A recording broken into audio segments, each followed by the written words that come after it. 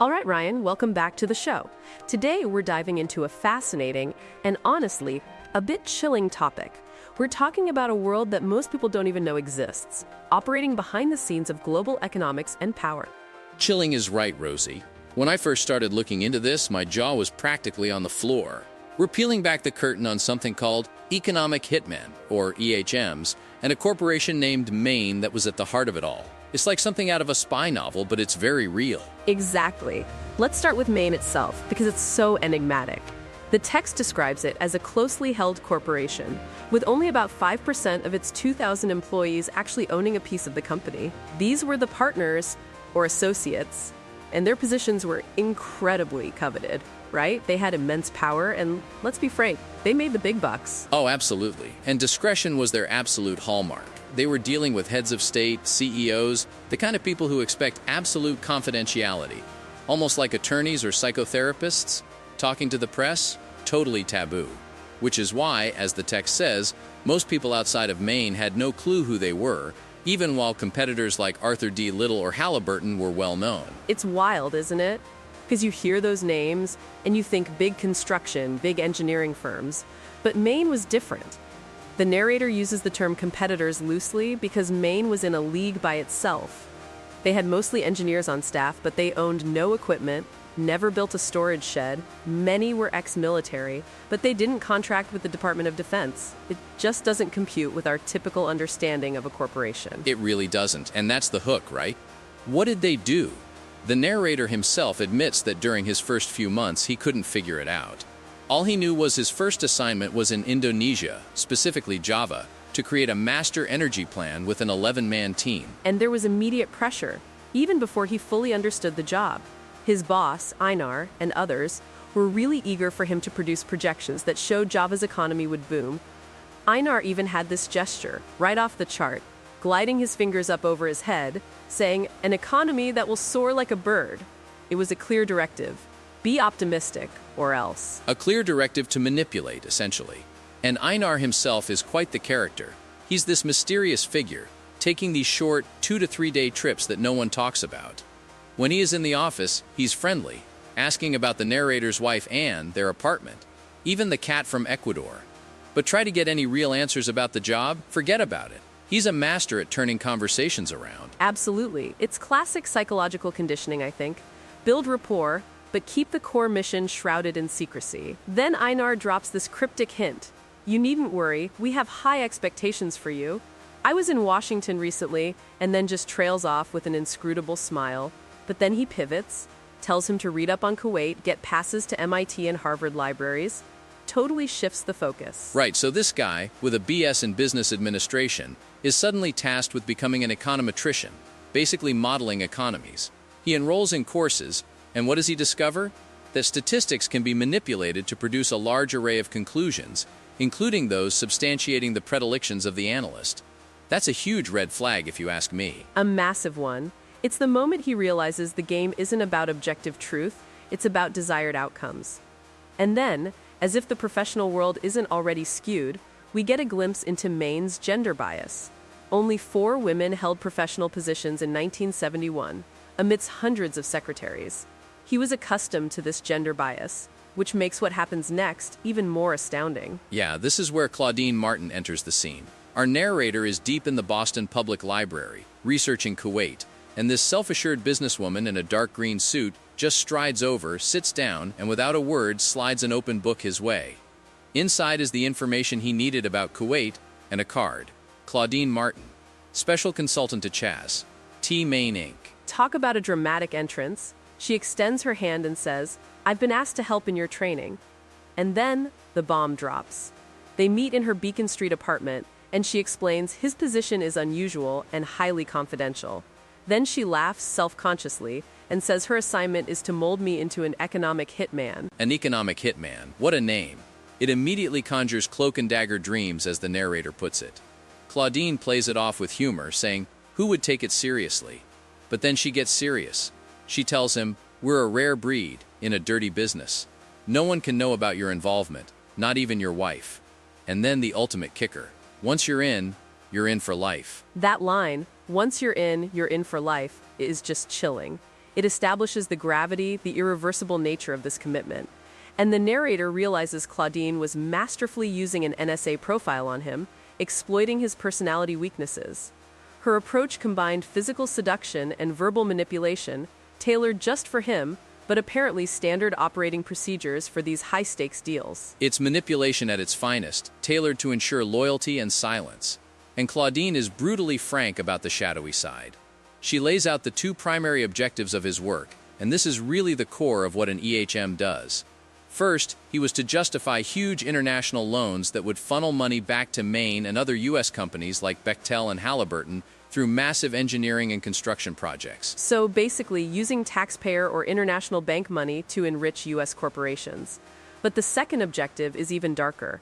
Work to bankrupt the countries that received those loans, after the U.S. contractors had been paid, of course.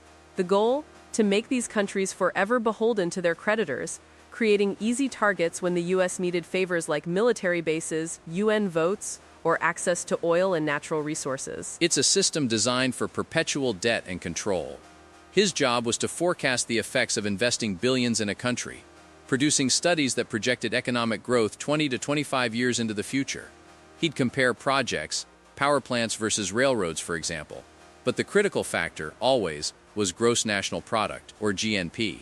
The project promising the highest average annual growth of GNP won. And this is where the deception truly comes in.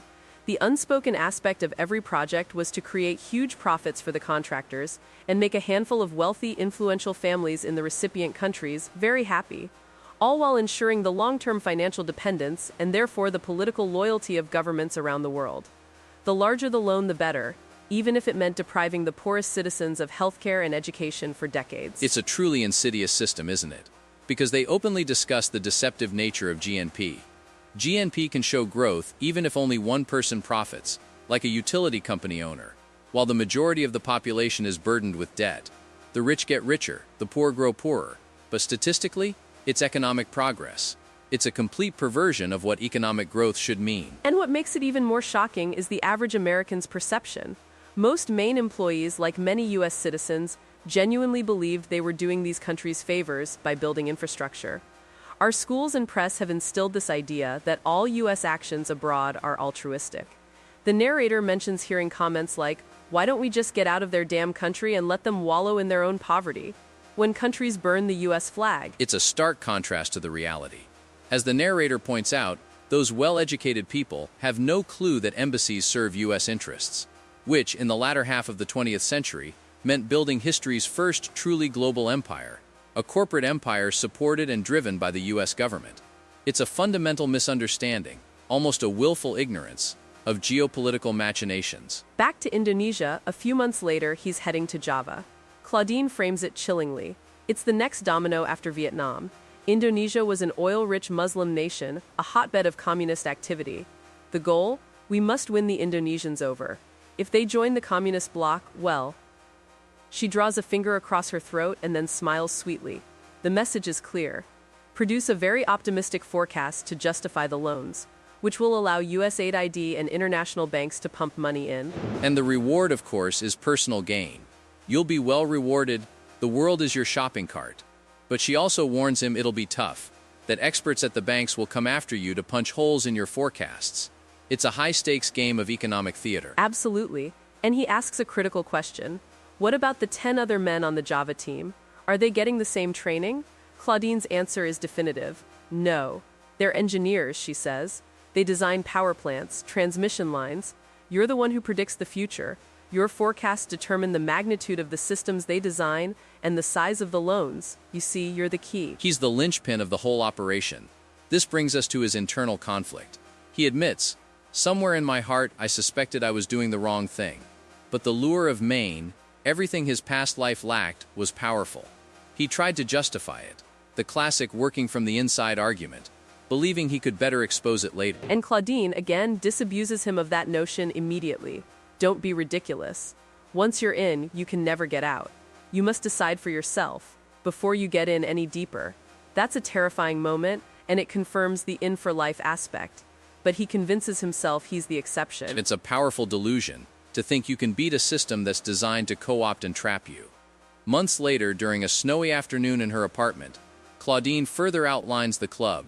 We're a small, exclusive club, she says. We're paid, well paid, to cheat countries around the globe out of billions of dollars. She doesn't mince words, does she? A large part of your job is to encourage world leaders to become part of a vast network that promotes U.S. commercial interests. These leaders, in turn, become ensnared in a web of debt that ensures their loyalty, allowing the U.S. to draw on them for political, economic, or military needs. Meanwhile, U.S. engineering and construction companies get rich, and the leaders get to bolster their positions with new infrastructure. It's a perfect self-serving ecosystem of power and corruption. And then she gives him the history, explaining how this profession came to be. Historically, empires were built through military force. But after World War II, with the Soviet Union's emergence and the threat of nuclear war, the military solution became too risky. This is where the Iran example in 1951 is critical. Iran rebelled against a British oil company, a forerunner of BP, nationalizing its oil assets. England wanted U.S. military help, but both feared provoking the Soviets. So, instead of Marines, Washington sent CIA agent Kermit Roosevelt, Theodore's grandson. And Roosevelt, according to the text, performed brilliantly. He used payoffs and threats, organized street riots and violent demonstrations to make the democratically elected Prime Minister Mohammad Mossadegh look unpopular and inept. Mossadegh was overthrown, replaced by the pro-American Mohammad Reza Shah Pahlavi, an unchallenged dictator. Roosevelt set the stage for a new profession, the one the narrator was joining. That covert operation reshaped Middle Eastern history and showed a new way to build an empire without direct military intervention. It coincided with the failures of limited non-nuclear military actions in Korea and Vietnam. By 1968, it was clear that to achieve a global empire like Johnson and Nixon envisioned, the U.S. needed strategies modeled on Roosevelt's Iranian example to beat the Soviets without the threat of nuclear war. But there was a problem. Roosevelt was a CIA employee. If caught, it would be a huge scandal. So, they needed an approach that wouldn't directly implicate Washington. The solution emerged in the 1960s, with the rise of international corporations and multinational organizations like the World Bank and IMF, largely financed by the US and European powers. A symbiotic relationship developed. This is the crucial pivot. U.S. intelligence agencies, including the NSA, would identify prospective EHMs. These EHMs would then be hired by international corporations, drawing their salaries from the private sector, not the government. This way, if their dirty work was exposed, it could be chalked up to corporate greed rather than to government policy. It's brilliant in its deceptiveness. The corporations, though paid by government agencies and international banks with taxpayer money, were insulated from congressional oversight and public scrutiny, shielded by a growing body of legal initiatives. It created layers of deniability. As Claudine concludes, we are just the next generation in a proud tradition that began back when you were in first grade. That line truly solidifies the historical continuity of this strategy. It's not new, it just evolved. And the personal journey of the narrator through all of this, the idealism, the slow realization, the internal struggle, and ultimately the forced complicity, is just incredibly powerful. It really is. It paints a picture of a system so entrenched, so sophisticated, that it's designed to make individuals feel both indispensable and trapped. The in-for-life aspect isn't just a threat. It's a structural reality built into the very fabric of this corporate empire. And it makes you question every development aid project, every large international loan, when you realize the true objectives might be far from altruistic. It's about securing resources, political loyalty, and ultimately, building power for a select few at the expense of developing nations. Absolutely. It's a sobering look at how global power really operates. And it certainly challenges the narrative we're often fed. Thanks for diving into this complex and often uncomfortable topic with me, Rosie. My pleasure, Ryan. It's important to shine a light on these hidden truths. And to our listeners, thank you for joining us on this journey into the world of economic hitmen. We hope it gives you some new perspectives to consider. We'll catch you next time.